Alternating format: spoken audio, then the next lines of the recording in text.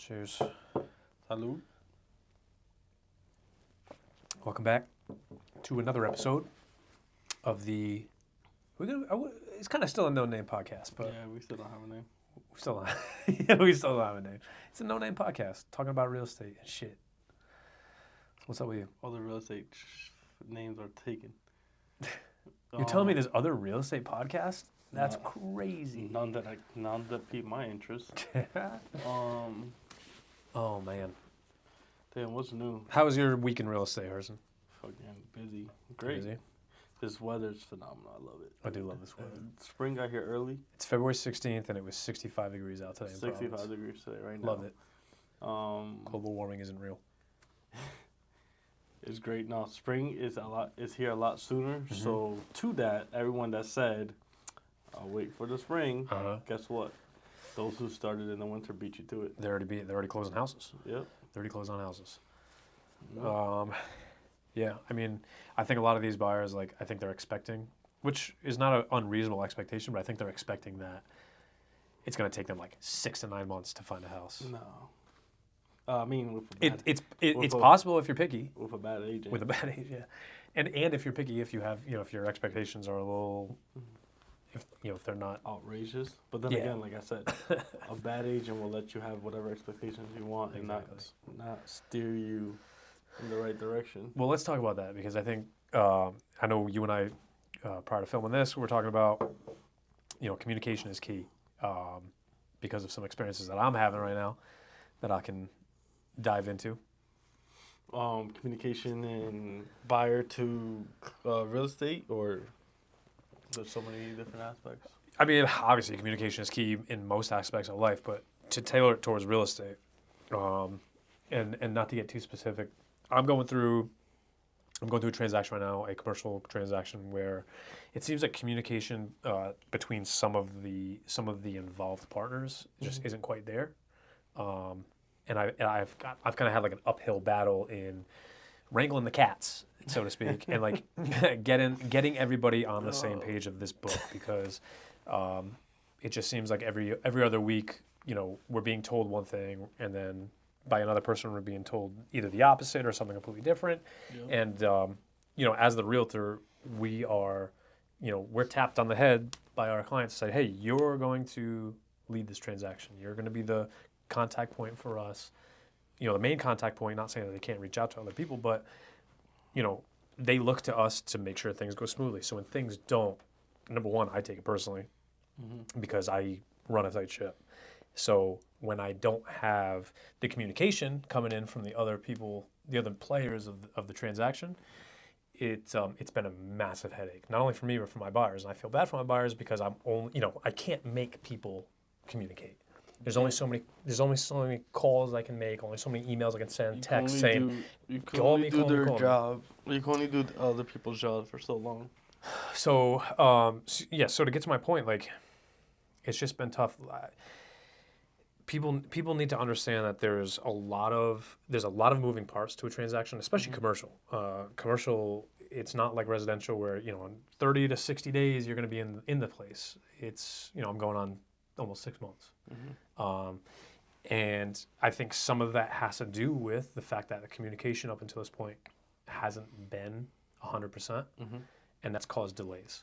So my I guess to cap off my point is, if you guys are buying real estate, whether it be a residential or commercial, it's vital to make sure that all parties involved are communicating with one another so that you're on the same page and you're not missing deadlines or missing documentation. Not saying that that's happening, but on my transaction, it doesn't seem like one side is talking to the other. So one side is saying, hey, we need this, and the other side is saying, we need this, and they're not fighting against each other. They're just not. No one's on the same timeline. Yes, and yes. That's a factor, but so for instance, the lender is saying he needs this and telling the attorney, and then the attorney is telling me that we need something different. So then I'm going back to the attorney and saying and giving them that, and then the attorney is going back to the lender, and it's like this weird weird love triangle of communication. So it's been frustrating for me because I'm getting two different sets of information, and I have to reach out to both and saying, what exactly is it that we need? What's going on? You know, what is going on? What do we need? What exactly is it that we're looking to do? And if you don't have, like, so my lender and my loan officer have never worked together, and they were picked by Your buyer. the buyer, which is all well and good. Like, your transaction is your transaction. However, if you're picking people like us to run the transaction, see about it this way, right? This is a good analogy I'm going to use real quick. Is imagine you get, it's going to be good. It's going to be good. Okay. Take a bunch of NBA players, right? Take a bunch of NBA players, Mm-hmm. all different positions. They have different roles on teams. Take a point guard, take a guard, take a center from all different teams, put them on one team, and tell them to go play. It's called the All-Star break. Yeah, and that All-Star game sucks. Until the last 4 minutes. You know what I'm saying? Like, but so imagine a regular season game. Have them do that, and then go play a team that's played together for 82 other games. Yeah. No, you're right. You're going to see that you can have a bunch of all-stars on a team, but if they've never run the same plays, if they don't know how other players play and operate, they're not going to be as good as they could be, right? Yep. They may all be all-stars in their specific position, but as a team, like, they're like, oh, I don't know this play, I don't know how you shoot, like, I don't know where you shoot from, like, it's just not going to work. So you need to get people. I'm not saying you need to, but it would behoove you to get people on the same team to work together who have a track record of just making shit happen. Because this is one of the very few times where I've agreed to, like, okay, yeah, we can use your attorney, and oh yeah, we can use your lender, and it's just been an uphill battle. Dude, and I feel bad. That's a headache, man. That's a headache. I mean, we all experienced it. I've done it once or twice. You know, I've let a buyer use someone they know from their family who's an attorney, someone who's a loan officer but only does like 5 houses a year, like, you know. So, and to say for any future clients or anything that's listening, we all love our family, our friends and family that are in these industries, and it's hard to say this without shooting yourself on the foot because I help out so many of my friends and family members, right? But the difference between an expert and a family member is, I ask that family member, how is our relationship gonna hold up if you fuck this up? Right. Damn, that's a bar. Yep. And in the same breath, I say that comfortably because I'll help out family and friends, and I'm confident that I'm not gonna mess it up. Where our friendship will still hold true, but it is that risk I take. Where, what if I don't excel at providing a service to their expectations? Does that hinder the relationship later? Because I didn't get them the house they wanted, or we lost the house they wanted. That's the risk that you got to take with your family member, right? Right. So, I mean, I'm going to give agents outside of my brokerage a tidbit, you know. If they're telling you that you should work with their partners, I'm going to say there's a reason for that. Because we do it. There's a reason for it. And the reason is success. We've had success with them. if your goal is to get the house or sell the house, then you just gotta ask your questions, by all means. Ask your questions, educate yourself. You know, I'm not saying be a yes man, but go with people that do this for a lifestyle. Yep. And yes, those part-time agents out there, move to the side, please. I'm being honest. Move to the side. I mean, yeah. Yep. Here's the thing. Here's my mindset on that is, so not only is it my livelihood to provide for my family to get these deals done. Like, at the end of the day, we're doing this as a career. You know, we have families to provide for. Oh, he's got calls. Nah, it's Herb Chambers trying to sell me that new 2023 Honda Accord. You trying to get that? Nah, I don't like the front. It's like weird. It's like they removed the grill. Very surprised. Fuck you, Cal. Fuck you, Cal. What was I saying? I completely forgot. Me too. Anyways, we digress. yeah. I mean, Do we? I forgot. yeah. I mean, communication's got to be key. I mean, if you have Dude, how if you have about- lenders who don't communicate with attorneys who don't communicate How about we're with your both realtors, after the that's same fucked. house this evening? I'm sorry. How about the fact that we're both after the same house this evening? Mm-hmm. I won't say the address, but there's an open house today. Cal has a client that wants it. I have 2 clients that want it. Which is a conflict of interest in itself, but that's another story. They say they want it until they actually see it, and then I go from there. Sure. But nonetheless, Well, because what's going to happen is you're going to have both your buyers go, And if both of them want to put offers in, you're just gonna give one to me. I do. Yep. I do. If your buyer doesn't want it, because then you got to represent your buyer. Of course. So then I got to give one of my clients to the brokerage. Of course. You know. We'll make it work. We always make it work. Yeah. That's the thing. We always make it work. Just we got to make it work. I just know I already had the best offer in my head. Here we go. It's about relationships. I don't know who the agent is selling the house. But I know exactly who they are. oh, that's right. You met him. I did. That's all right. Yep. So that's why I got it. I just let him know you ain't shit. Could you imagine? You just sent an email, hey, by the way, Kyle Gray's put an offer in. He ain't shit. I know we're in the same office and all, but let me tell you. There's competition. Huh? I said there's competition. No, I'm saying that's going to be in the email. I know we're in the same office, but let me tell you. Hey, Kyle's a real good guy. However, these are his weaknesses. He's also a piece of shit. These are his weaknesses. He lacks communication. Oh, here we go. You see how he goes full circle? If anything, so let me go back to the communication thing. I was yelled at today by an attorney because he said that I was contacting them too much. Get the fuck out of here. He was like, you got to give me time to respond. Granted, I sent an email last night to have him respond to me, which I never got a response for. So then I texted this morning. I never got a response. So I called the office and said, may I speak with? Yo, I'm petty, bro. And they said, he will call you back. And I said, great. And then I'm petty. I finally got a call back, and he was like, listen, you know, I am busy. You got to give me time. And I go, that's all well and good, but if you don't get back to me about the topic I'm telling you about, we are going to have to extend for 2 months. Dude, I'm petty. I'm not extending for 2 months. If someone would have yelled at me, I would have been like... No, it wasn't a yell. He wasn't yelling at me. I don't know. Let me ask you. What's your success rate? What's my success rate? Not you, like him. 110%. I would have been like, yo, what is your success rate? No, the thing is, I've had a great relationship with him, but he was like, listen, I've been doing some things. Like, you just got to give me some time to respond. And I'm thinking to myself, I asked you to call me back yesterday. I'm just getting a call back now at. You want to know what our issue is? Like me. I don't have an issue, bro. No, we do. Good. No, we do. We gotta be candid. Well, we gotta fight for our client. No, it's not just that. Ready? I'll tell you right now. You're gonna agree with me. We have a sense of urgency that unless you fell in the same boots as us, you're not gonna find in other people. So when you look for it and search for it in others, it's frustrating because you're not gonna get it. No, I know it is, and I'm trying to have that expectation. No, I agree. I 100% agree. I'm trying to have that expectation of people. Ooh, excuse me. Got a little bit of the bubblies in there. I know that shit does that to you.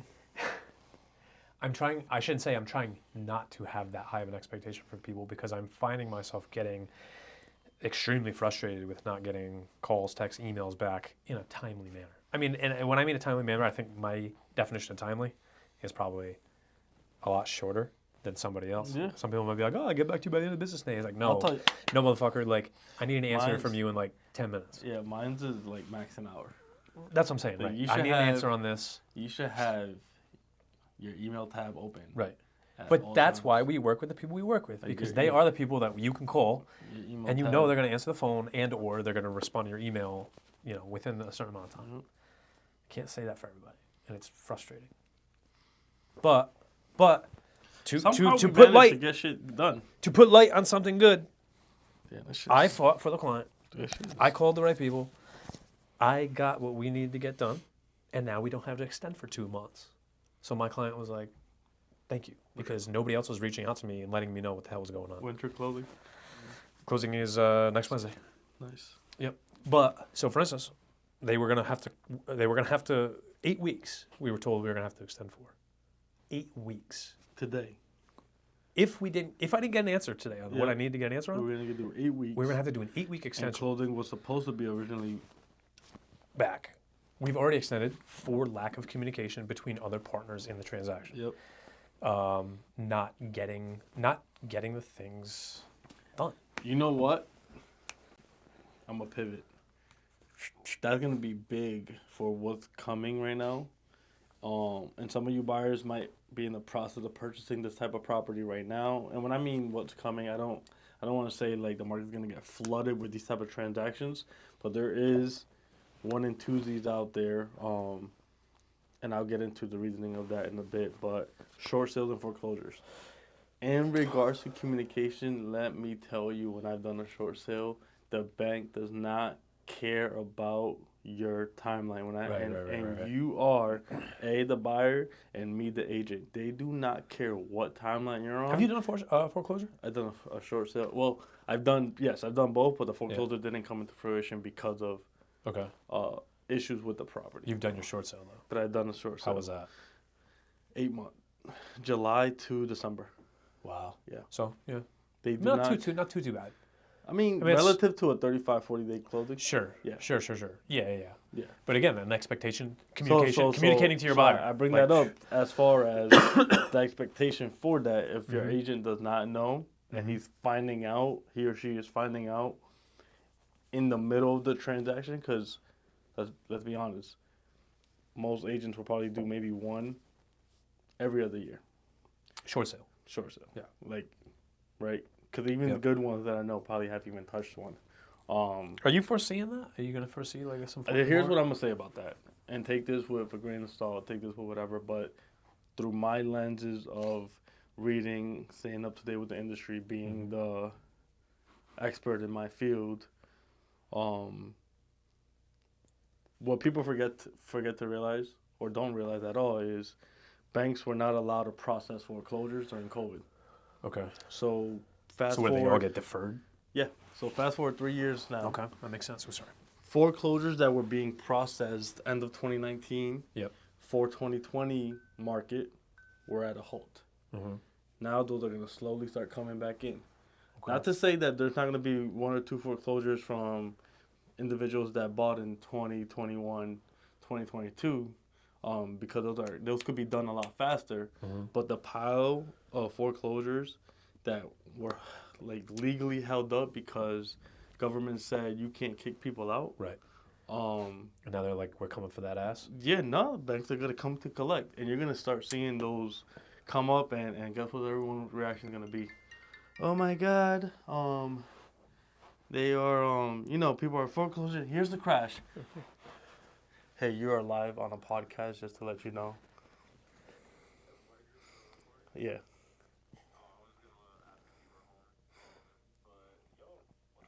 Do you have a question about real estate? I'll put you on speaker. Not at the moment, but if you publicize this, I'll think of some questions and I'll call in next time.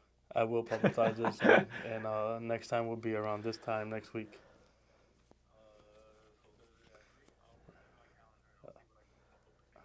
All right, cool. Appreciate you calling in. Is that your boy? Yeah, so I saw his that's my cousin. Oh. He his girlfriend was one of my clients, and so we got plans later this evening. But that's something I want to do. I'm gonna start telling some of my friends and family, hey, I'm doing a podcast during this time. Legitimately call in if you have a question, and I'll throw it on live. Mhm. I mean, there's a notice, right? I'm gonna still let people know before this. We could be like Therapy Gecko. You ever seen Therapy Gecko? Huh? What's You ever that? seen Therapy Gecko? No, what was that? Oh, I'm gonna send this to Damn, you. it's a little hot. I wanna shut that up. Go ahead. Sorry. Yeah, shut off. All right, well, You want to know why? Actually, we're gonna pivot. We're gonna pivot one more game. Look at this. Oh, I did that last time. Though. Well, you don't want to know why? Why? So I went to the gym. I got. You forgot your for anybody who can't see. You forgot your underwear. I did. Huh? I Yeah, did. Yeah. Yeah, I did. Yeah. And I can't free ball in these things because a lot of times I forget to put my zipper up. No, these things are. Like, And I would I'm just wearing. be- I think. Are we wearing the same one? I would just be. I'd be catching a whole bunch of cases. like we're wearing the same pants. Only mine the black. Oh no, you guys the tape. These are made by. These are sponsored by Bill. Yeah, me too. Oh, all right, cool. Yeah, no, I can't wear that color because you just see my ball sack. So I can't wear that color. It's too see through, bro. Or correction, I bought them too tight. Either way, I am doing a purge right now. Damn. From real estate to nutsacks, we talk about it all here on the No Name Podcast. Oh, that's why it doesn't have a name. That's why it doesn't have a name, because we talk about all sorts of stupid shit. No, you never seen Therapy Gecko? No, what is that? Therapy Gecko is this dude who dresses up literally in a gecko, Like suit? onesie suit, paints his face green, and then people call in with all like their questions. I was and gonna he say, just if answers anyone them. like willingly walked into that office, that's Yeah, a we'll lot be, to we'll unpack. be real estate geckos. That's a lot to unpack. Could you imagine? So they call in and like, what's his? He has people call into his thing, his podcast, and with their questions or concerns, and he gives them Advice. like therapy advice. Oh, Yeah. alright. It's funny. It's In great. his life. Yeah, he's on tour actually right now. He does it on stage now. Dope. Pretty cool.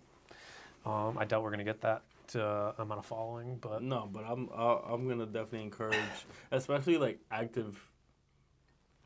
my active clients, right? So Yeah. like, I have 1 or 2 right now that ask phenomenal questions, like, that I feel like is gonna be part of my cover, like my checklist, right? When like I'm doing a property, just like, oh, check this and that. What I want to say. So they asked a lot of questions, right? So I think that would be genius to just be like, hey, I'm gonna be on the podcast. Could you ask me that question again live? Because Yeah. I Right. bet you're not the only one. I bet you with 1,000 that other people have the same question. Exactly. Right. And I'll be honest, in the heat of the moment, whether that's looking at a property, doing an inspection on a property, you never remember to ask the questions. Right. So, or you never get to ask the question. Well, if people got questions, ask them. We'll answer them. We could use content. We could use. We said we're gonna put it on the comments too. Yeah, we'll put them in the comments, and we'll we get need to them. We'll get to them the following. We need to stop being lazy shits and review that first episode. So it's ready to post. It's ready to go. Yeah, we haven't put we anything just, out yet. We just gotta find like 2. This is 3 what, minutes. episode 5? Yeah, we just gotta. It's ready to go. We just gotta Cut it up. find like 1 or 2 minute clips for That add value. That people are gonna want. exactly to for like listen to. Instagram and stuff. But the full clips, just upload that bitch on YouTube. Right. We could probably just tell Amadeus to do that shit though. We don't have to Sure. upload it ourselves. I'm sure. Yeah, I'm sure he would. I'm sure he would make some good content from it. I mean, we have good stuff. We just Ask him we to- can't talk about There's only so much we can talk about without people having the questions. I mean, questions from you guys would help, because if there's something that we didn't think of that you guys did, or like he said, there's probably people out there with the same question. Just shoot it our way. I can We'll talk shit gladly about- answer it. Even if we don't really answer, we'll find it. We'll research it. It'll be a learning experience for us, and we'll get it done. I can talk shit all day, bro. I can talk shit all day too, but you know what I mean. I got clients that need me. That's true. I can't sit here and talk to you all day as much as I That's love a you. fucking fact. What do you want to end this with? What do you got coming up? Anything good? I'm selling my house. Yo, that's gonna be the topic of discussion for the next week. So I'm gonna do something that no agent is gonna tell you. Every agent hits you with the, if you can rent, you can buy. That's played out. We heard that, right? I bet you they can't do the math to show you why you should buy. Nonetheless, I'm gonna go backwards. I'm gonna sell my house to rent, and I will teach you the benefits of doing so you can put yourself in a better position to buy.